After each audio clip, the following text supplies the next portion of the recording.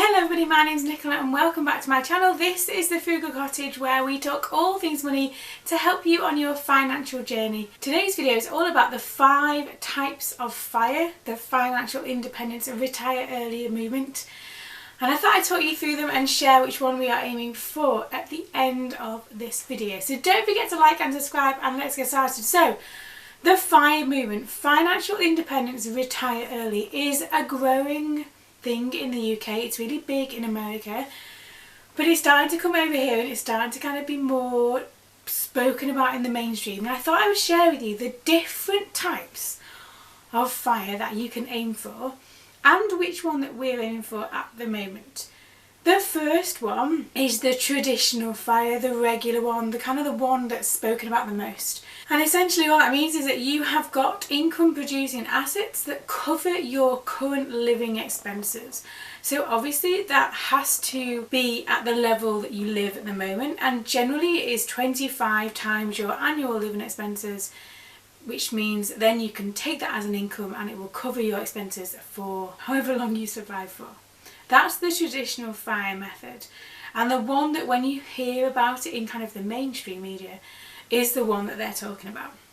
But there are 4 other types of FIRE that you can aim for. So we'll kind of leave the first one, that's the normal one if you like, but there are 4 others. And the second one is lean FIRE. So kind of got regular FIRE, which is just the normal. Lean FIRE is on a much tighter budget. Frugal living definitely has to come into play with this one.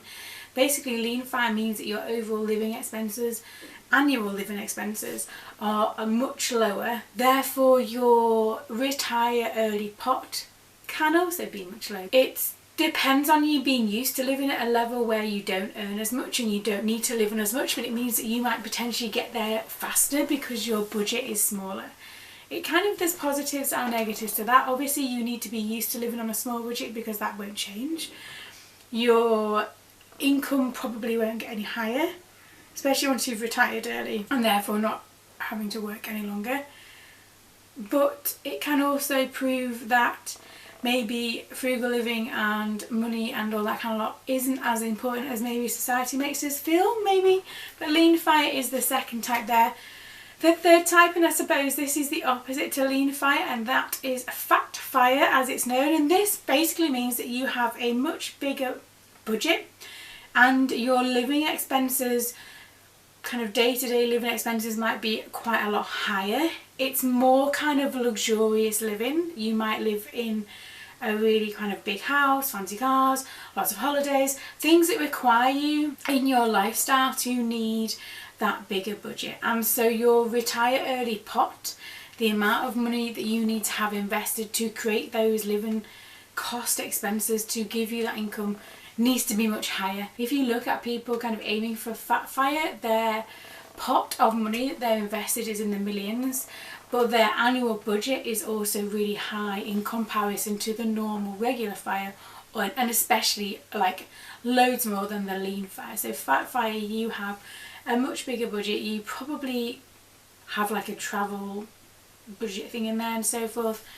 And that might be reflective. If you can manage to save that much money or invest that much money, then perhaps you are you're used to earning a lot of money anyway, but B, you're used to a certain style of living, a certain standard, and therefore you want that to continue when you retire early. So fat FIRE is definitely one where you need a lot more money in the pot, so to speak. The fourth one, and I only heard about this recently because I read a lot of forums about financial independence and kind of things by people who've already done it, and the fourth one is called barista FIRE.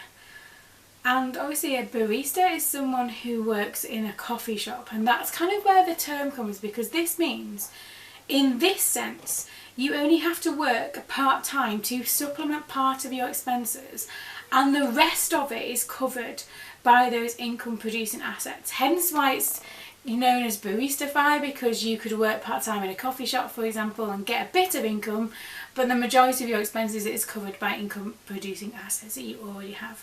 I quite like the idea of this one. I've always said I'd love to own my own little coffee shop ever since from being quite young.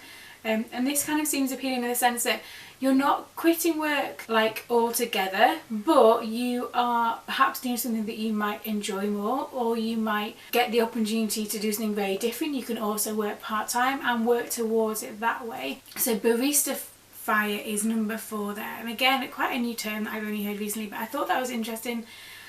I think a lot of people, if you really thought about it, maybe that would be the balance of how you could achieve that much sooner. So you kind of say have 25% of it is you working part-time somewhere, whatever, and the other 75% is what you have kind of being produced by these income producing assets, so you don't need.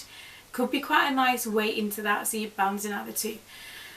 And the 5th one, and this is something I only found about last week, so I'd planned to do the types of fire video ages ago, and then I found out about these last 2, and so I was like, right, I'll do this now while I've heard about these and remember what they are. And number 5 is coast fire. And now this one is different.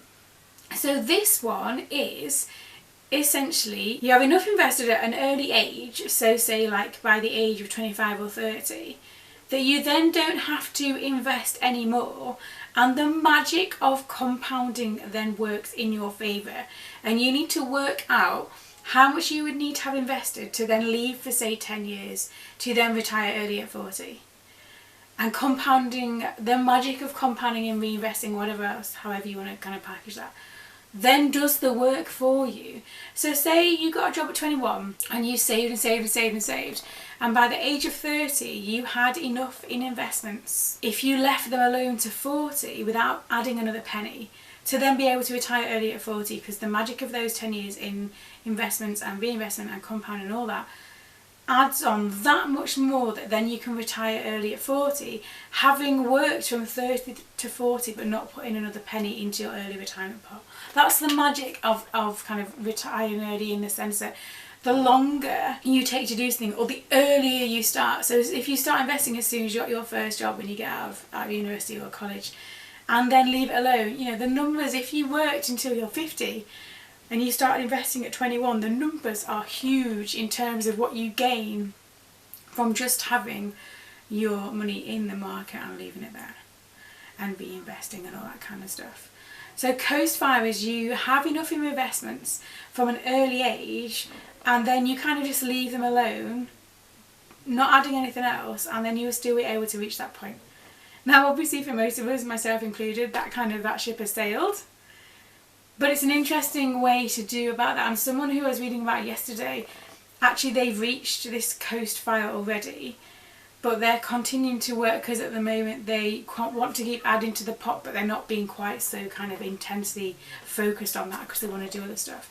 But it's an interesting way. I'd not heard of that until last week, and I've kind of done lots more reading about it since, because I think it's such an interesting subject. I wish that this kind of stuff was taught in schools. Oh, how my investment journey might look if I'd started at 21. But there you go, they are the 5 types of fire, the 5 types of fire in the FIRE movement, financial independence, retire early. Have you heard of all of those? Let me know in the comments below if you've heard of all of those, or whether some of those are new to you. 2 of them are definitely new to me, and I quite like the idea of number 4. And I said that I would share with you what ours would be. Now on paper, if you do the sums, we are aiming for lean fire. That's because we're very used to living on a budget, we're very used to frugal living and kind of making the most of potentially quite a small budget. But also, we don't earn enough really to kind of hit any of the other criteria, we don't. So at the moment I suppose you'd say we are lean fire. I do like the idea of this barista fire where you work part-time in, like, doesn't have to be the job you do now either, it just can be something else that kind of has a bit of income and then the rest of it comes from that. I quite like that idea. But I think for now we'd say that we are in the lean fire path. Let me know down below if you've heard of any of those, and if you're aiming for any of those, does any of this kind of spark ideas and conversations that you could have about your own financial journey? Let me know down below. As always, thanks for watching. Don't forget to like and subscribe. And I see you again tomorrow for yet another Vlogmas.